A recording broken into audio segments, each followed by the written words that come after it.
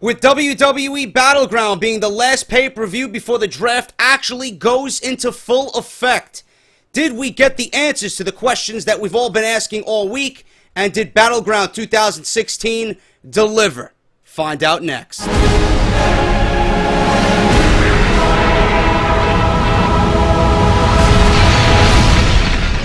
Battleground 2016 was advertised going in as a lead-in to WWE SummerSlam.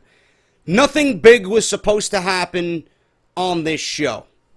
And the one thing that I discussed all week, and the one thing that I was most concerned about, was with WWE handling the draft.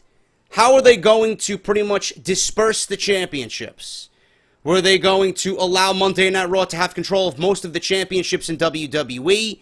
Were they going to allow Seth Rollins to take the WWE Championship back to Monday Night Raw, giving Monday Night Raw completely the ultimate power in the draft and for this brand extension?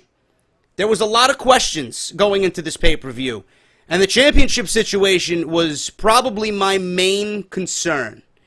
I think we got at least one of our questions answered tonight with the main event, and I'm happy to see that there's some type of resolution, and I can kind of picture where WWE is going with this, being the type of guy Seth Rollins is, and the type of heel authority figure Stephanie McMahon plays on Monday Night Raw. Thank you guys so much for tuning in to the Battleground 2016 review. I am JD. If you guys missed anything that I did regarding Battleground all weekend long, everything you need is linked in the video with an annotation and linked in the description down below for easy access for you guys. A few things before I get on to the review. Number one, I want to thank @MikeWill87 on Twitter. I want you guys to go shout him out and say thank you. This layout is one of his best pieces of work yet. I love the colors. It is fucking beautiful. My pay-per-view reviews, off the script, and everything else that I do on here, WWE related, would not look half as good if I did not have him a part of Team JD. So that's MikeWill87 on Twitter. Thank you so much, brother. HORSESIXZERO, get well, man. I'm glad you're in good spirits. I know you had a pretty much retreat early from watching Battleground, but I hope you're getting better, man. Full recovery, HORSESIXZERO. Tweet him as well. He had issues with his heart. He had to go into the emergency room. He had to get a small operation, so he is doing well. He's home recuperating, so get well, brother. We all love you here on Team JD. And if you guys missed the podcast, I uploaded an iTunes podcast that went out to iTunes, Podbean, Stitcher Radio, AudioBoom, and Google Play Music. That is linked as well down in the description below for your listening pleasure all week. That is episode 22 of Off the Script. We go over Battleground as well as the WWE Draft, and we talk about round 2 of the Cruiserweight Classic as well as NXT and whatever happened in the week of WWE. Battleground, what was it? Was it a thumbs-up show? Was it a in-between show? Did it just completely bomb? I'm not going to sit here and tell you it was the greatest show of all time. I don't think these B-level pay-per-views have any business on the WWE calendar. WWE really didn't treat this as anything special. You guys know, if you've been watching me, how I feel about how everything pretty much unfolded with the WWE Draft. How I think the draft should have happened after Battleground. It just made a lot more sense if everything that they did this week happened after Battleground instead of doing it first and then leading into Battleground, which seemed like an unimportant pay-per-view because of what happened at the draft. And the reason why the draft happened on Tuesday is because it was nothing more than a ratings ploy. It was a gimmick for SmackDown to go live. They needed a hook for SmackDown because they made SmackDown now live, which is going to be live every Tuesdays, and they needed people to watch the show and gain interest in that show. And the draft was that reason. They didn't do it for any other reason. They went into this unprepared. They didn't have anything planned out. They were pretty much making changes and edits to the fucking show as the show was live. I guarantee that, beyond the shadow of a doubt. And WWE, after the draft was over, still doesn't know what they want to do with their company and their roster, and more importantly, their championships. And this is what my main concern was as far as leading into Battleground. We heard reports that WWE was going to lead into Battleground and not have anything important happen on this show. Okay? Bayley was not important to this show. And I will discuss that as we discuss the matches that happened tonight at Battleground. Bayley was not important. Of course, WWE debuted her like I knew that they would, and against good judgment, because I don't think she deserved to debut on this show. She should not have debuted on this show, because it would be an afterthought by the end of the night. And you goons don't understand that.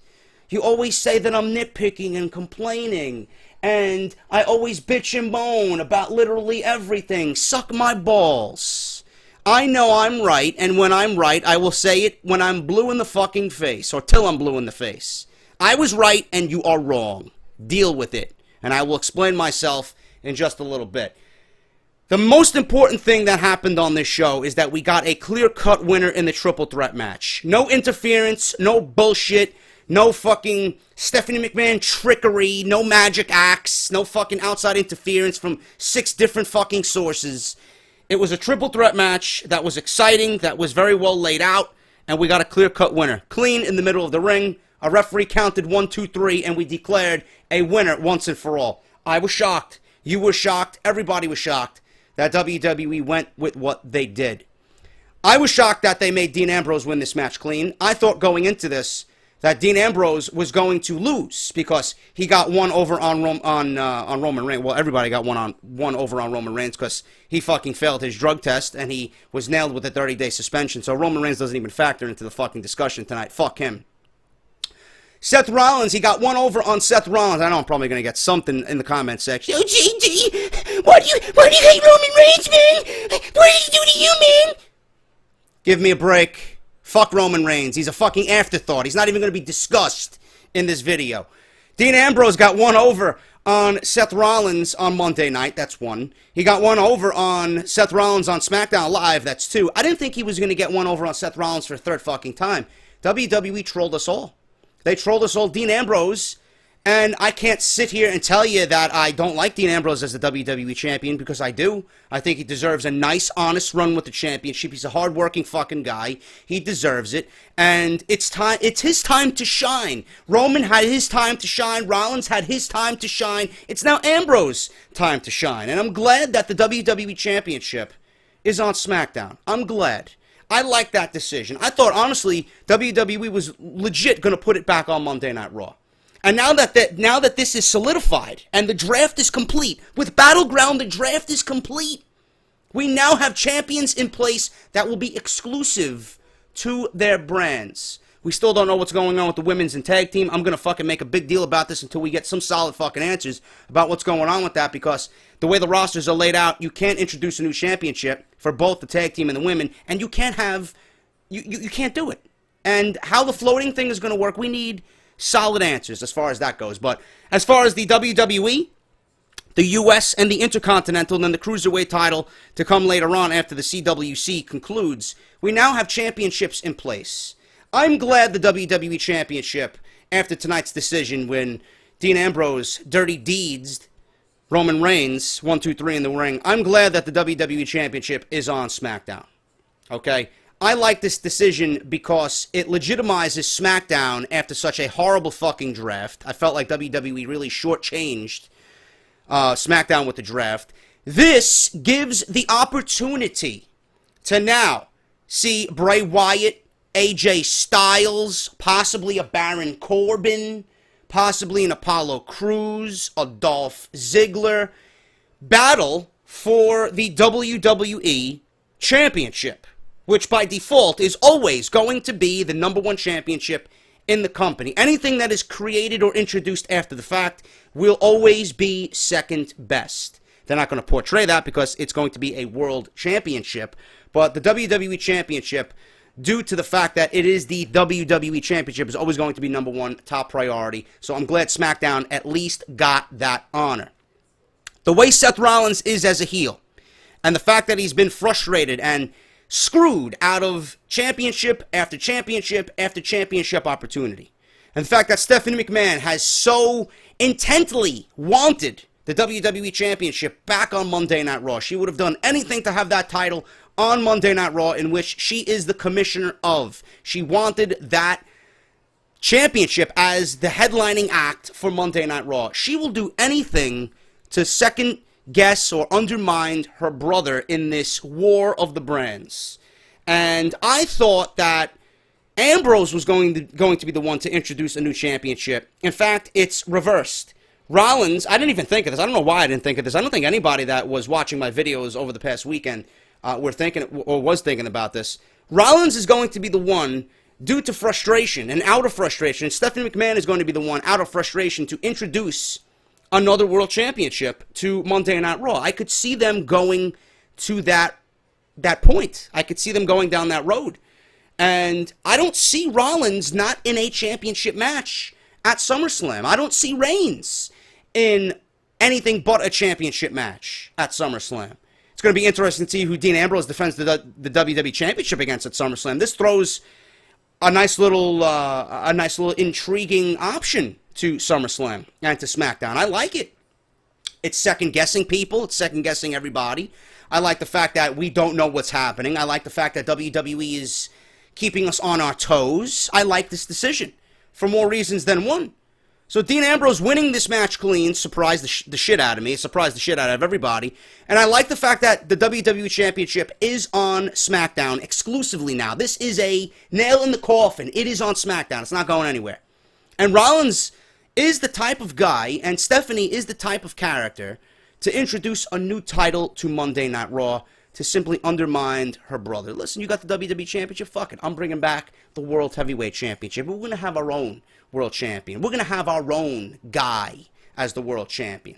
You know? So I don't see Monday Night Raw without a world champion. I do think this is the route that they're going down, and I definitely like that aspect. And I was very pleased with what happened tonight as far as the main event goes. I thought Rollins, like I said, was going to walk out the champion. Reigns, I knew, was going to eat the pinfall, deservedly so, and that I'd say you can consider that punishment for his violation of the WWE wellness policy. So Roman Reigns might be seeing the end of his punishment tonight. I think was the final step in just, saying, you know what, fuck you, you're back, we're glad to have you back, but we're going to nail it to you one more time. And after this, it's going to be Roman Reigns like we all expect. Superman punch here and there, kicking out of fucking 16 finishers and no selling everything. So it'll be the same shit going forward. I believe him and Rollins are going to have a one-on-one match for the secondary championship, whatever that championship will be. Whether they bring back the big gold belt or they reintroduce the new era of the winged eagle belt, I don't know. I do believe that match is going to take place at SummerSlam for the second world championship that they do introduce, and that will be crowned at SummerSlam. Being that this opens up a whole new opportunity. I love this fact. I love this because Raw has so much Raw talent via the draft. Balor, Owens, Zayn, you got Reigns, you got Rollins. You got a lot of main event level talent there. A tournament on Monday Night Raw to crown a new world champion, and a tournament to conclude at SummerSlam. I thought this was going to be what was going to happen with SmackDown. I thought Cena and Styles, I've been discussing this for 2 months. I thought Cena and Styles were going to be the one to introduce a new championship and battle over to, the new championship on SmackDown, and that would conclude at SummerSlam. Now, it's going to be on Monday Night Raw. We could see the likes of Finn Balor in this tournament, Sami Zayn, Kevin Owens, and it would bring intrigue and a nice fucking interest level to Monday Night Raw. I like this, man. I like this, and I hope WWE goes this route. Introducing another world championship and proclaiming a match will happen to crown a new champion is just lame. There's no creativity in there. There's no intrigue for the viewer whatsoever. I think a tournament, whether it's 8 or 16 men over the span of the next 4 or 5 weeks until we get to SummerSlam, would be absolutely phenomenal. It would be a great way to introduce that title and conclude at SummerSlam, because I think the brands deserve it, and we deserve the best brand split that we could possibly get. And that's a starting point right there. So I'm very pleased with what happened tonight. It's going to be very interesting to find out what happens on Monday Night Raw. As far as the match goes, I love the way it was laid out. I was very pleased with the way it was laid out. We've seen some Shield signature spots, which were the highlight of this match. There was a spot on the outside where Rollins and Ambrose double-teamed Reigns, no homo, double-teamed Reigns and double power-bombed him. Shield power-bomb Reigns through the Spanish announce table, always, and Rollins hit the floor, went underneath the fucking ring, and grabbed the steel chair, and just like he hit Reigns when he turned his back originally on the Shield, He nailed Ambrose in the back, and it just took off from there. There was a spot in the middle of the match as well with the Falcon Arrow of Seth Rollins, and I was talking about this with my brother. He even mentioned it as well as we were watching the pay-per-view.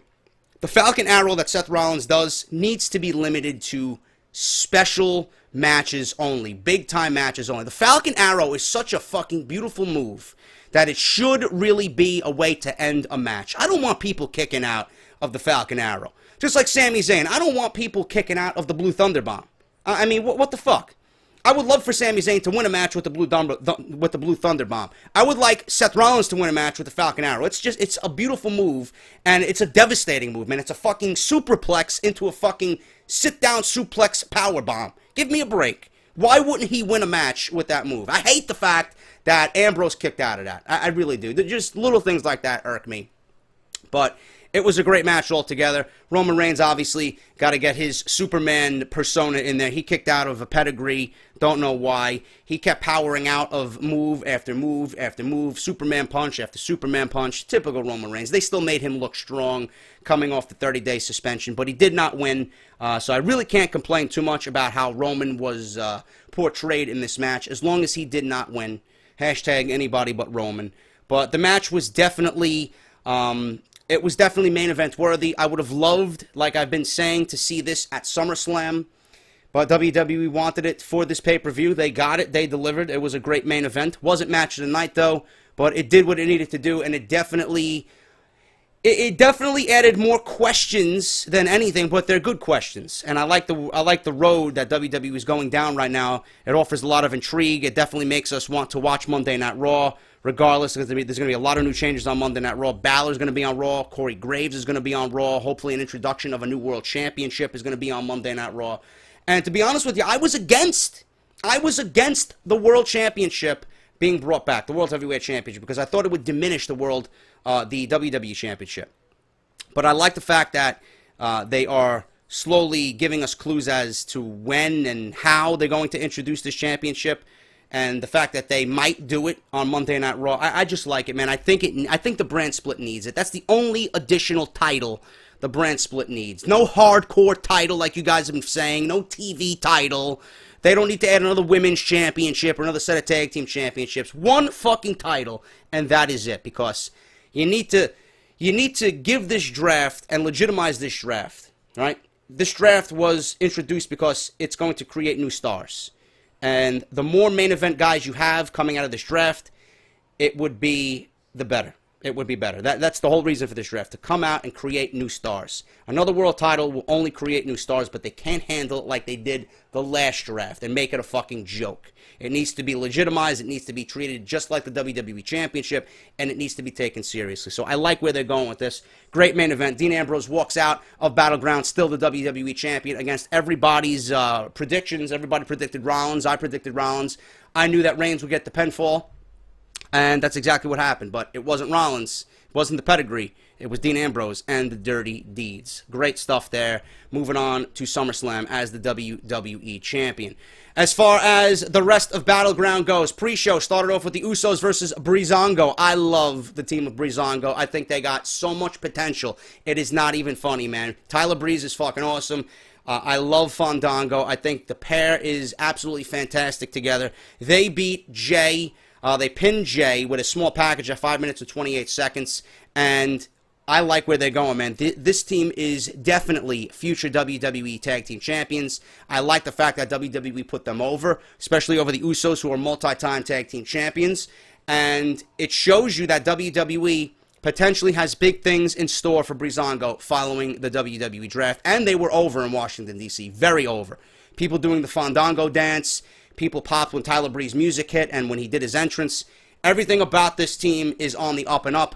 This is a new lease on life for Fandango, especially Tyler Breeze coming in and losing, I don't know, how many fucking matches did he lose? What did he lose, like 40 matches in a row as soon as he made his main roster debut? Being fed to everybody under the fucking sun. I'm glad to see these guys have WWE get behind them, because the more stars you make, the better. And this is exactly what they are doing with these guys. I love it. They are definitely going to be future tag team champions. They got the win over the Usos, and deservedly so, during the pre-show. Charlotte and Dana Brooke. Dana Brooke looked absolutely fucking terrible tonight. I don't know what the fuck she was wearing. She looked... I don't consider Dana Brooke overweight, but she looked completely out of shape. Her upper body is fantastic. Her waist, it looked like she packed on some pounds. She looked very pudgy, man. I don't know what the fuck's going on. Maybe it was the outfit she was wearing. Maybe her pants were too tight. I don't know what was going on with Dana Brooke, but she looked absolutely terrible tonight. Not only just by her appearance, but it looks like Dana Brooke is literally scared to be on the main roster. I don't know if she's still nervous after all this time on the main roster so far. I don't know if she's still got that butterfly feeling in her stomach. I don't know what's going on with Dana Brooke, but she cannot be botching the way she does. She looked awful. She doesn't look good in the ring. She just looks completely timid in the ring at all. She's not smooth. At least in NXT, she felt and looked comfortable. On the main roster, she does not look comfortable at all. The big question going into this was Sasha Banks, who was going to be her mystery partner. I gave you every fucking reason under the sun why it should not have been Bayley, and I will discuss that again in brief right here for you guys. Bayley is bigger than the WWE draft. That is why she was not drafted. The original plan, apparently, according to sources, was that WWE always had Bayley in their pocket as the mystery partner for Sasha Banks. That's why she did not appear on the draft. Regardless if she was the partner for Banks or not, she was bigger than the draft and is bigger than the draft and deserves better than the draft. The reason why I did not want her to be introduced as the mystery partner tonight was because, number one, there's going to be other more important things happening on this show, and Bayley and the introduction of Bayley making her main roster debut needs to be important. After this show is over, nobody's talking about Bayley and her main roster debut and her teaming with Sasha Banks. Nobody. She didn't play a factor into the match. She really didn't do anything in the match that was newsworthy or important. And it was a waste of an opportunity for Bayley to shine and be introduced to everybody on the main roster. I've been saying that Bayley deserves better. Bayley doesn't belong on Battleground. It could have been anybody. It could have been Nia Jax. It could have been Naomi. It could have been Summer Rae. It could have been Nikki Bella. People telling me Nikki Bella before the pay-per-view was cleared to go. Whatever the case may be, it should not have been Bayley, okay? It should not have been Bayley. I'm not complaining that it's Bayley, like some of you fucking idiots on my Twitter say that I am. I'm not complaining that it's Bayley. I'm giving you reasons as to why it should not have been Bayley. If I was complaining, I'd be raising my voice. I am doing no such thing. Bayley should have been saved for the Monday Night Raw after SummerSlam. If you wanted to introduce her to a hot audience, a white-hot audience, following a white-hot pay-per-view and a weekend full of NXT and SummerSlam. Sasha Banks is going to win the WWE Women's Championship at SummerSlam from Charlotte, no question. She should have came out on Monday Night Raw and should have been confronted by Bayley then. And they should have had a stare down, and they should have began the slow build towards their one-on-one match that will culminate at WrestleMania for the World Championship of the Women's Division. That's it. That is it. I don't see Bayley being on Battleground of any importance whatsoever. It was a waste of a fucking debut. I'm hearing that Michael Cole and JBL said this was a one-off appearance. Sasha Banks could have picked anybody else but Bayley, and it would have been a lot better than what we got tonight, honestly. Bayley belongs in NXT. Bayley is obviously ready for the main roster, because of the reaction that she got.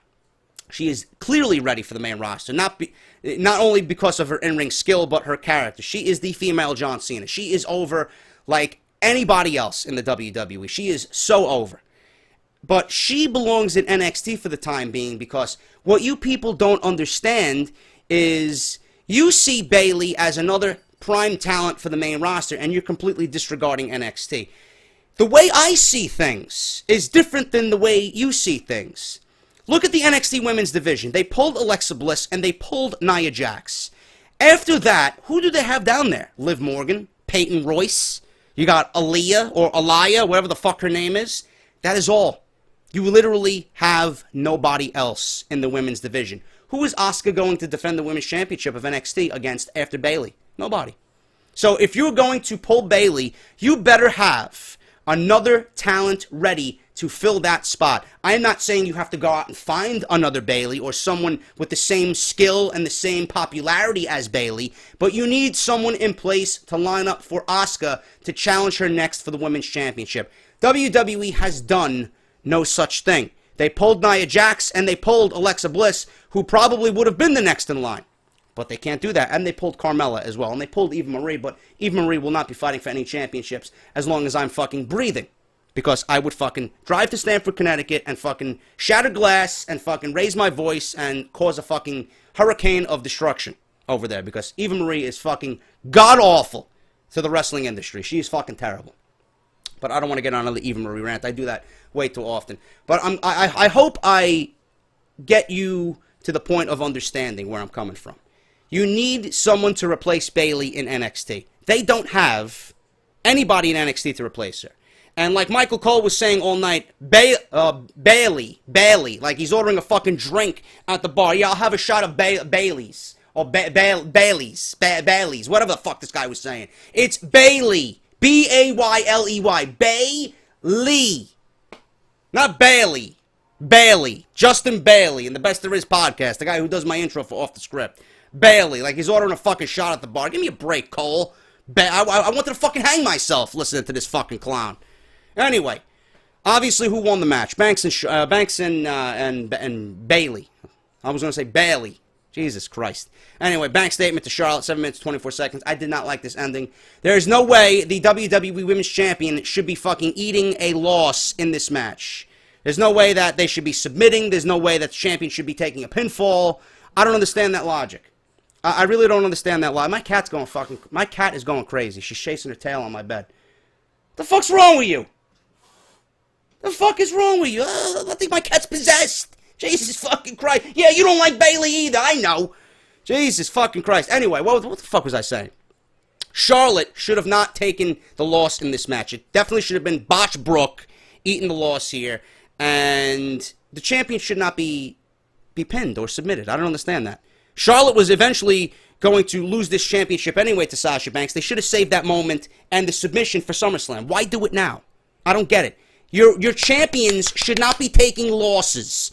Nowhere. In singles matches, in tag team matches, they should not be taking losses. Period. I didn't like that ending, but we got a bank statement to submit Charlotte at 7 minutes and 24 seconds. Wyatt family versus The New Day. This match went 8 minutes and 50 seconds. And the one thing I remember in this match is that it was very exciting. It was a nice dynamic between the two. It was very chaotic, just like I expected with the Wyatt family. We got The New Day, and we got... my cat's going crazy, man. I don't know what the fuck is going on. I think there's something wrong with my cat to the point where she's just... I think she's fucking losing her mind. I hear her fucking, like, growling in the other room. Losing my fucking train of thought. What the fuck was I saying? Anyway, we have Xavier Woods in the dynamic with him and Bray Wyatt. And I really enjoyed that aspect of it. But the main thing here that I took away from this match is that Big E almost fucking killed himself. And he really needs to stop doing that dive between the fucking ropes. He needs to stop that right now because one of these days he's going to fucking break his neck. And today he ran into Braun Strowman, who doesn't know what the fuck he's doing on a normal basis. This is a pay-per-view. He's standing on the apron, and I don't know what the fuck happened. He didn't fall through the ropes the way he should have. Braun Strowman's a fucking huge man, 400 pounds.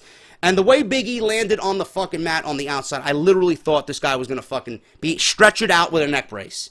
He needs to stop that. At least cut it down. Or get rid of it altogether. A big man like that is fantastic to see move around like that. But he should not be doing moves that are going to risk his fucking career. Plain and simple. So that was the one thing I took away from this match. It was a terrible fucking crash. It had everybody talking. But the Wyatt family going into this, they needed a big victory. The titles weren't on the line. It was a six-man tag. They got a nice victory over the New Day. New Day is going to go on to SummerSlam to defend the titles. I guarantee you against Enzo and Cass. And Enzo and Cass are going to slay the tag team champions and take the belts off the New Day in Brooklyn. So it was a decent match there. Xavier Woods and Bray Wyatt, like I said, a nice dynamic towards the end of the match. Bray Wyatt was, I don't know, hypnotizing him or something. They had this storyline going where he was hypnotized and he came out of it at the very last second, but it was to no avail. And the Sister Abigail finishing move is one of my favorite moves in WWE. If you ask me what are my top 3 favorite finishing moves in WWE, you're going to see Sister Abigail and fucking End of Days at the top of that fucking list, along with the Styles Clash for sure. Top 3 finishers in WWE. U.S. title, Rusev versus Zack Ryder. Nothing of importance here. I mean, the one thing I wanted to know was where the U.S. title was going to be defended, on what show it was going to remain exclusive. I kind of knew it was going to be Monday Night Raw because Rusev's on Raw, Zack Ryder's on SmackDown. The most important thing that we seen in this match, after Zack Ryder submitted to the Accolade, which looked very devastating tonight, Rusev had him in the standard Accolade, then fucking, I don't know, he just wrenched him back, almost fucking snapping him in half. And Rusev retains the United States Championship. After the match, Mojo Rawley came down with a nice stare down on Rusev.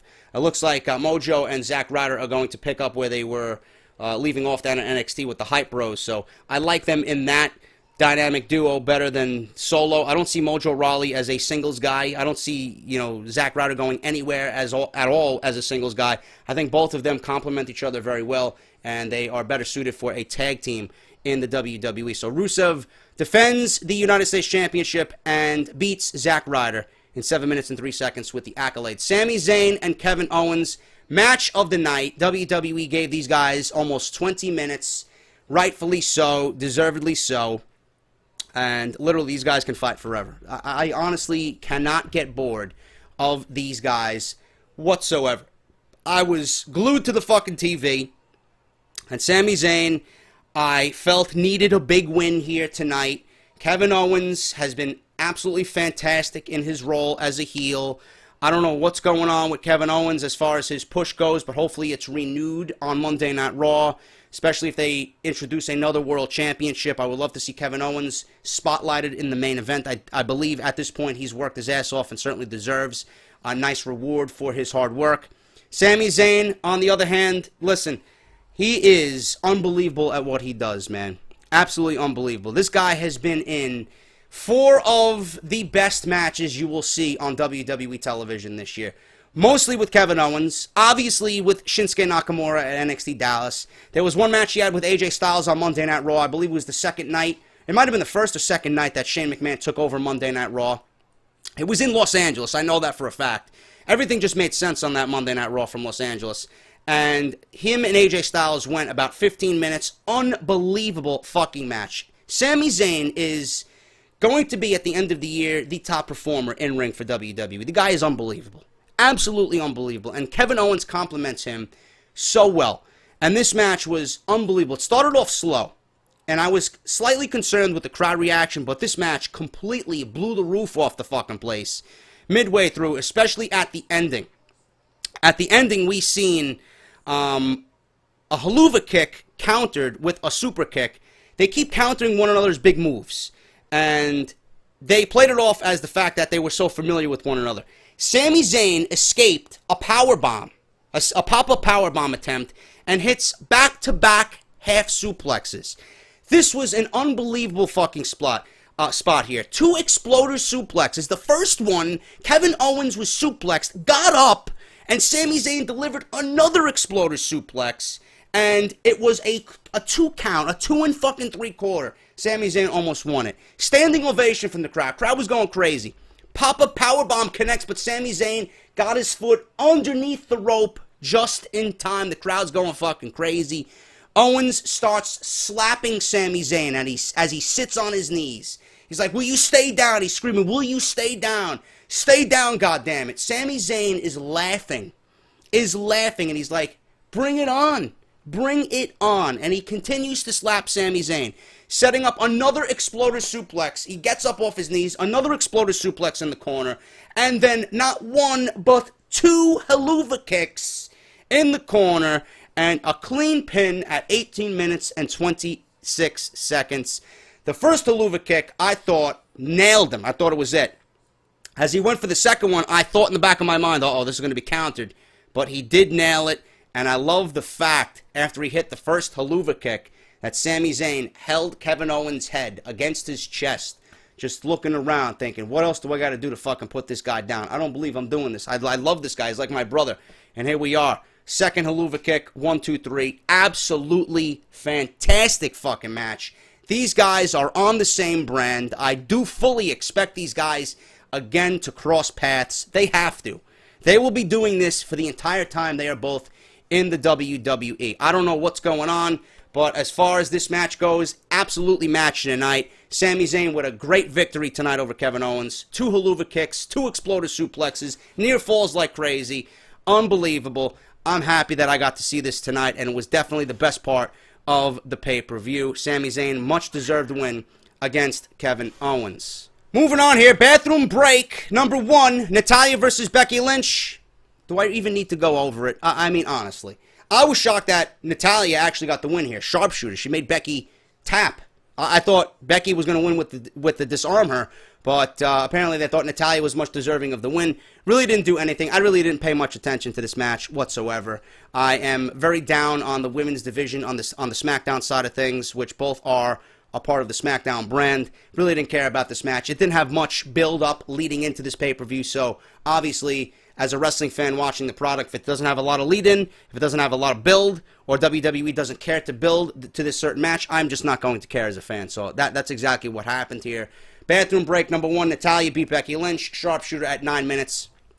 Intercontinental Championship match here. Another bathroom break, which had one of the weirdest fucking endings I've seen in WWE in a long, long time. I don't know what the fuck was going on. Something happened with Bob Backlund on the outside. I honestly did not know he was missing a tooth. Okay? And the most important thing of this match was the ending. The match was fucking terrible. I'm not even going to go over the match. I didn't know Bob Backlund was missing a tooth. There was an instance where Maurice slapped the living shit out of Bob Backlund, and I thought she slapped him so hard that she knocked the fucking tooth out of this guy's mouth.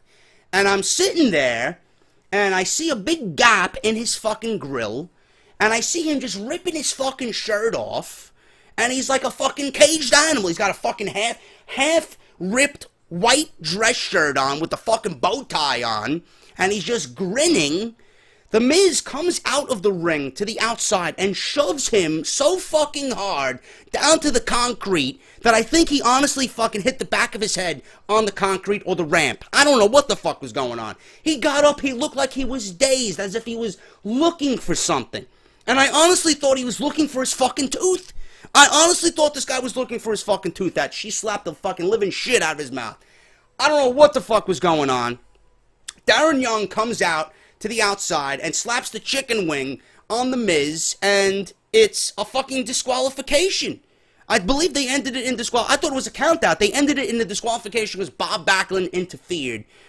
I don't know what the fuck was going on. This match was a complete waste of fucking time. Don't even know why they even booked this match on the show for the Intercontinental Championship. It's like they needed a filler match, and they needed something to put the Intercontinental Championship there on the show. I don't fucking know. It is what it is, but this match was a complete waste of time. The Intercontinental Championship stays on SmackDown, and SmackDown has the IC and the WWE Championship. I like that aspect as well. Complete clusterfuck of an ending. I don't know what the fuck was going on, but it was just a bizarre way to close things out for this match. John Cena and Enzo and Cass versus The Club.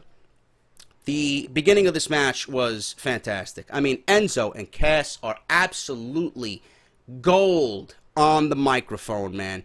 Enzo says his team is 4G and that they're well connected. He keeps going on about a rant with life advice. Always lie on your resume and never make eye contact with someone while eating a banana. How you doing? He also suggests a good dentist and a therapist. Cena is dying laughing in the corner while listening to all this shit. And Cass tells the crowd to give it up for Enzo after that performance. Cass insults AJ's haircut and suggests that he makes a lunch like a soccer mom. Make sure to cut the crust off.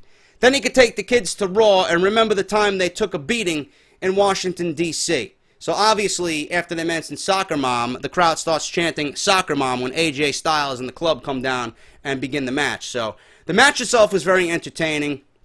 We kind of knew what the outcome was going to be. A lot of people complained about this match and the way it ended. I don't see what the big problem is. You know, Cena and Styles had one match. Styles got a victory over Cena in an interference type way. I wasn't too pleased with the first outcome of the match because the club interfered. I wanted Styles to win clean. I think Styles deserved to win clean without the club interference at Money in the Bank. But this night would have been their second televised interaction. So I don't see why everybody's complaining about the Super AA for the pinfall on AJ Styles here. I really don't. I mean, it makes sense. It's logic, and it creates intrigue for their next and final encounter, which is probably going to be at SummerSlam. I don't see why people are so upset at this. Styles got one win. Cena gets the Super AA tonight at Battleground. He pins AJ Styles. They are now tied 1-1. He did the same thing with fucking Kevin Owens. They are following the same route and the same blueprint that Cena did with Kevin Owens. And there's no doubt in my mind that Cena and Styles are going to conclude this feud at SummerSlam. But this time, Cena is not going to have the club to think about. Styles doesn't have the club. Gallows and Anderson are on Raw. They will probably be aligned with Finn Balor tomorrow night on Monday Night Raw. So I don't see what the big deal is here. I am not upset at this. As long as Styles wins the feud, I don't care. I don't care. If Styles doesn't win the feud, then we have a fucking problem. But tonight, I was okay with Styles taking the pinfall. It made sense, and it leads in. Remember, Battleground was only meant to be a lead-in to Monday Night Raw. That's exactly what they did. Not Monday Night Raw. To SummerSlam. That's exactly what they did here with this pinfall to Styles. It's a lead-in to SummerSlam. It gives them another reason to have this match in Brooklyn. So Cena, Enzo, and Cass, after that gold fucking promo segment in the beginning of this match, beat the club at 14 minutes and 23 seconds. Like I said, a Super AA off the top rope to AJ Styles. And finally, the highlight reel with Chris Jericho. Very entertaining. I enjoy Orton as a heel more. I think him as a babyface is very cringy. I don't know if you guys think the same way as I do. I think an Orton babyface role is just too cringy for me, man. I hate the way he smiles. I hate the way he panders to the crowd. I see Randy Orton as a villainous fucking heel who will do anything to get over and who will fucking nail you with an RKO out of nowhere. I like that Randy Orton had hashtag out of nowhere on the back of his new shirt. Nice plug for Wednesdays with Joe and I. Out of Nowhere, the best fucking podcast on Wednesday nights, live on YouTube, 10:45 p.m. Eastern Time, every Wednesday night. And I like this segment, man. The Gift of Jericho. Jericho is brilliant in this role. They go back and forth with one another, and they take cheap shots at one another. Jericho offers the gift of Jericho to Randy Orton, that he's back. Orton walks up to him, shaking Jericho up a bit, thinking he's going to RKO him. Orton says it was just to see what type of gel he has in his hair, because he has an Ellen DeGeneres type haircut. How do you keep your hair like that, bro? So we see a clip of Lesnar talking about hurting people. Orton is ready to go to Suplex City, which I believe he will take a round trip ticket, or actually a one-way ticket. If it's round trip, it means he's coming back from Suplex City. Orton is not coming back from Suplex City. I firmly believe that. Orton's going to take a one-way trip to Suplex City. He's ready to go, apparently. He sees it as, what does it take, 20 suplexes to get there, but it only takes one RKO to go to Viperville. Quite the cheesy line there. And then he adds, no enhancement needed, about Lesnar's drug failure for the USADA and his drug policy violation for UFC 200. Obviously, WWE had to throw that cheap jab in there. They did it to Roman Reigns, so they did it to Brock Lesnar. Typical WWE. Even the crowd gasps at that one because they figured, I didn't think WWE was going to talk about the Lesnar drug failure, but obviously they had Randy Orton just throw that in there, and I believe my buddy Omen tweeted me saying that he enjoyed that. You know, he agreed with me that it was a cheap shot, really wasn't needed. It was very petty on WWE's behalf. I enjoyed it. I thought it was comical that they went that route, but it does offer a real life element. Get underneath the skin of Brock Lesnar. That's what Randy Orton tried to do here with that no enhancement needed line. I like it. It does offer a real life element to the feud instead of WWE cheesily building off this feud. 15 years in the making. I know Brock Lesnar for 15 years. We trained together. We were in OVW together, or whatever the fuck they're talking about. Whatever the case is.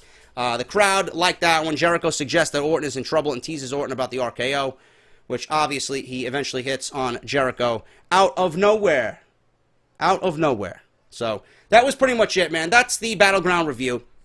And all in all, listen, it was a decent show. It was a decent 3 hours plus on a Sunday night. They're not breaking any ground with their show. It was a typical WWE B-level pay-per-view. It was good. It had its ups, it had its downs, but it's not going to fucking blow your socks off. I mean, obviously, Zayn and Owens did unbelievable. That was the match of the night. I enjoyed the six-man tag with the Wyatts. I enjoyed the six-man tag with the team of Cena, Enzo, and Cass versus the Club. The main event was very, very entertaining. Bayley, I could have did without her tonight. I didn't think it was the right time to debut her, but we got it. And it was just a decent pay-per-view, man. Nothing really to cry home about. Nothing to get excited about. It's merely a lead-in towards SummerSlam. A few things that we will see going into Monday Night Raw and SmackDown and eventually into SummerSlam. Cena and Styles will continue their feud. Reigns and Rollins will continue their feud. Sasha and Charlotte will continue their feud. It's up in the air right now about Zayn and Owens. It looks like with the way that Zayn delivered the two haluva kicks, it looks like that feud is going to be concluded. We'll see what happens on Monday Night Raw. But some of what we've seen tonight is going to be completely ended thanks to the draft. Some of what we've seen tonight is going to bleed into SummerSlam. So it's going to be a very interesting week of television. We got Raw, SmackDown Live, and we got the Cruiserweight Classic and NXT building towards back to Brooklyn. Going to be a nice week of WWE television. I hope you guys enjoyed the review. If you did, hit that thumbs up. Let me know what you guys are thinking down below. And thank you for 58,000 subscribers, man. No question, we will hit 60 well before SummerSlam. Thank you guys so much. Let's break ground tonight and possibly get as close to 60 as possible, man. Thank you guys so much. Love you all. If you missed anything, the links are down below. You know, check out all my videos. Patreon.com if you guys want to pledge to the fucking cause. You know, you got my Twitter at JDfromNY206. Subscribe to the channel. iTunes podcast is live. All that shit down in the description below. I am going to rest up. I got work tomorrow. Thank you guys so much. Hit that thumbs up like I said, and I will see you all for Monday Night Raw review following tomorrow's first new era edition of Monday Night Raw, man. I'll talk to you later.